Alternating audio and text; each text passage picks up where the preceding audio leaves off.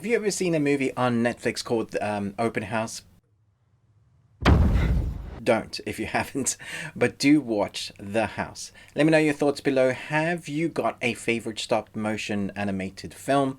Let me know that as well. But for now, let's jump in. Across different eras, a poor family, an anxious developer, and a fed up landlady became tied to the same mysterious house in this animated dark comedy. First off, I should say that if you're watching this with young ones because you think it's stop motion, be careful, maybe watch it first. The first part of the three, where we have this family move into the house because they need a better upstanding than they have in their current welfare. They're pretty poor, well, in their standards, according to their other outer family, and so they move into this amazing looking house. But I have to say, if you've seen films like The Nightmare Before Christmas, Frankenweenie, all those kind of dark stop motion Coraline, then if your kids had nightmares from that, the first part of this is definitely nightmare inducing. There are corridor shots that hark back to The Shining, even to like the carpet. There are really, really creepy moments, and the undertone for the first part is phenomenally dark. Even though it's only a 12, you're just thinking the whole time, wow, this can't be for kids. Well, not the whole time, but you're definitely thinking, damn, if I was a kid watching this would be nightmare fuel for sure. However, having said that, out of the three parts, I think this is one of the most creative ones. The third part for me is the one I want to know more about, in that world where the house is set then, and you'll know what I'm talking about when you reach the end. And the middle part leaves me feeling very anxious because there's lots of kind of things that you want to fumigate, and that just makes me feel like I need to clean. Uh, and so it induces different feelings. Also, the voice cast is excellent, from Helena Bonham Carter to Matthew Goode. It's just a really great voice cast. It's excellently put together. It has atmosphere like dripping from each scene. The stop motion is incredible.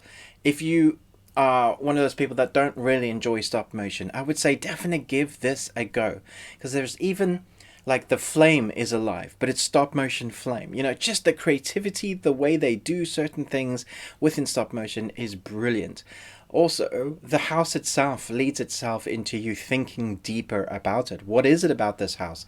Obviously, it has things to teach people, but it seems to be coming across as is it good? Is it bad? It has a whole lore to it. It's teaching its occupants things along the way. But this house has a history. So if you put it together and you step back and you look at each piece of each story, you're like, wow, what is this thing? Is it to do with the architect, or is it's an entity itself? Nevertheless, I'm digressing. The three parts itself, I would say, if I were to rank, I would say that my favorite is the last one because of where I want the story to go. The most fully creative is the first one. The second one has some very interesting ideas, I guess, about what family is, about what you choose your life to be, what to be obsessed about. Each part has like an individual theme and story for our occupants to learn something. As I mentioned, the house is trying to teach you something.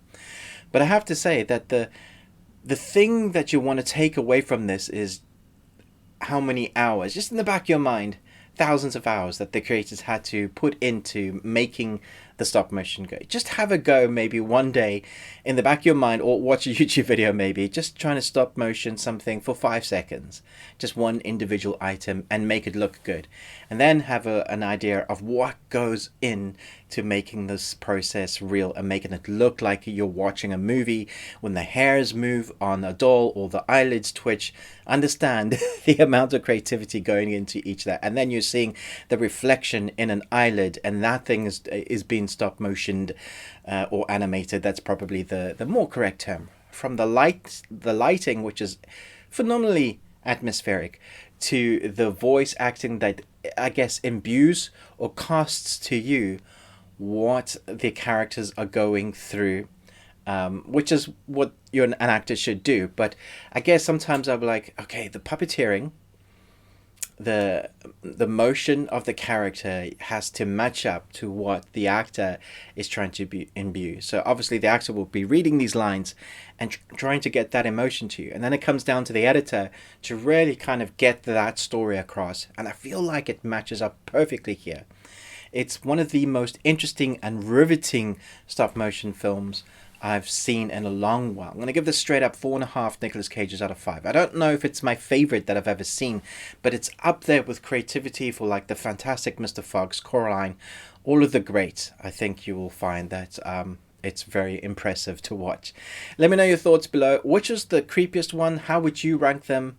And what is your thoughts on the house? Thanks so much for watching this, but most of all, until next time, remember, live long and Tuesday.